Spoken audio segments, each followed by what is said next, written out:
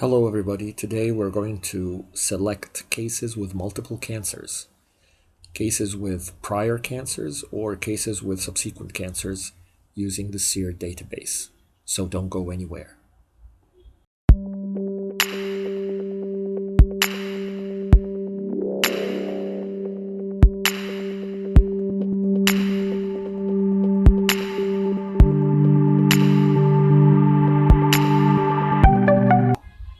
So we're now logged in to the SEERstat software and we have entered into the case listing session. In the data tab, we have chosen the SEER 18 registry, which collects data on cancer patients from 1973 to 2014. Next, we're going to go to the selection tab. And in the selection tab, we're going to choose any type of cancer that we want. For example, let's choose breast cancer. So the site recode, which is equal to, let's choose breast cancer. So we have breast cancer patients. And now comes the fun part.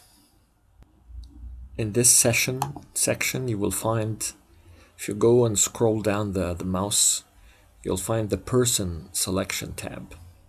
Let's click on it.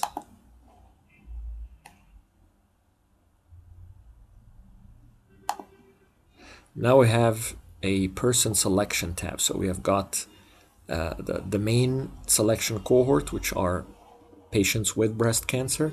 And we are going to, as they say here, that we're going to narrow the selection of these people with breast cancer as follows. If we tick here and besides the narrow the selection of persons, so we have got many options to deal with.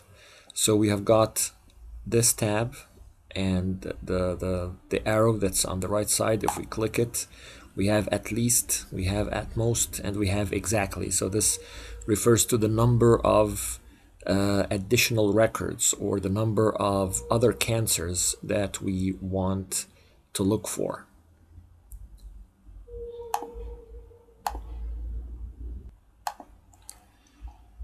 This tab refers to the number of other cancers, whether it's prior, whether it is subsequent. So this is according to your research idea, your research topic, your aim.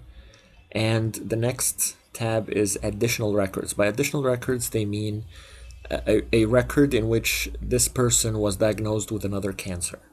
And if we click this arrow, it will give us additional records, prior records, or subsequent records.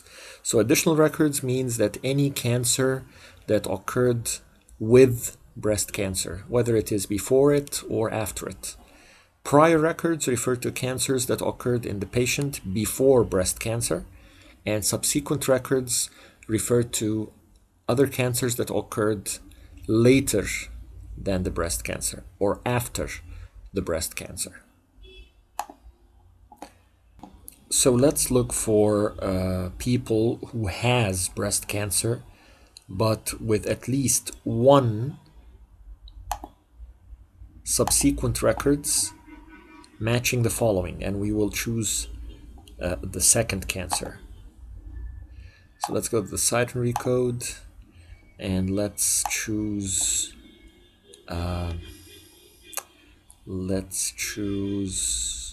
stomach cancer. So it immediately added the stomach cancer to the part that's concerned with narrowing the selection of persons. So we are now looking for people with breast cancer with at least one subsequent record of stomach cancer. We are now going to shift into the table tab. And in the table tab, there is a very important note to tell you about, which is the patient ID. So we are going to go to Other and click beside it, and we're going to choose Patient ID, and we're going to add it here.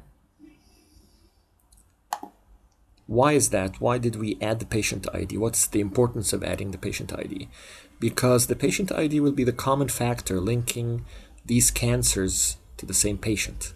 So you usually, when the result matrix comes out, you will see recurring patient IDs. You will see 2 or 3 patient IDs with many cancers. So we know that this ID, this patient ID, happened to have breast cancer, stomach cancer, other cancers, if we are looking for other cancers as well. Also, we are going to choose the site morphology as another variable. And we are going also to choose maybe the sequence number in order to know or to make sure which of these cancers came first and which came second. So I think we are going to, yes, we're going to choose the sequence number. And we're going to choose the record number also. It will serve the same purpose. And I think that's enough. We are going next to the output table, and we're going to make it, to give it a name, breast stomach. And then we are going to execute.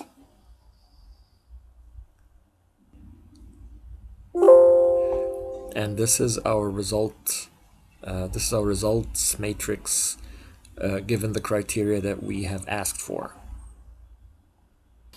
When looking at the cancer listing session or the results matrix, you get very interesting observations.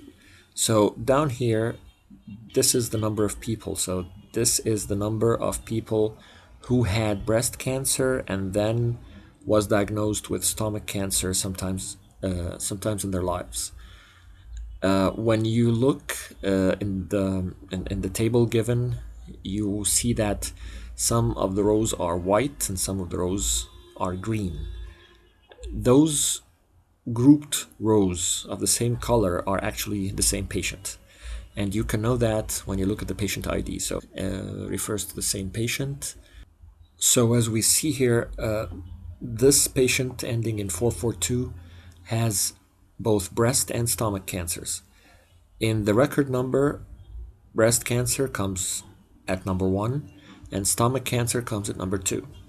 Whereas in the second patient that ends in 435, we see that breast cancer comes at number 1 while stomach cancer comes at number 3. So maybe you want the stomach cancer to come at number 2. So in order to do that, you have to make a more strict selection criteria in the selection tab. The third patient, which is in the white rows here, it's the same as the first patient.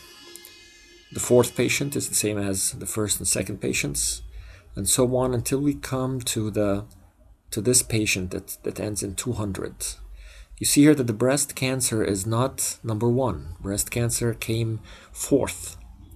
But still, because we said that we wanted stomach cancer to be subsequent to the breast cancer, so they included it in this list as follows. If you want the breast cancer to be number 1, you should specify this in the selection tab. But this is a general demonstration of how to get cancers with respect to other cancers using the SEER database. One final note is that you can use the same method to get cancers that occur prior to other cancers. You should go to the selection tab here, and instead of subsequent, you scroll down and choose prior records. And if the sequence is not important to you, then you could switch to additional records. So if it's not important for you whether the second cancer comes before or after the first cancer, so you can just add additional records. It's all about your research idea and your research paper. I hope you have had a wonderful time learning about this new thing that you can do using the SEER database. And if you like what you have seen and known so far, please like this video, share it with your friends, and subscribe for future content. And see you next time.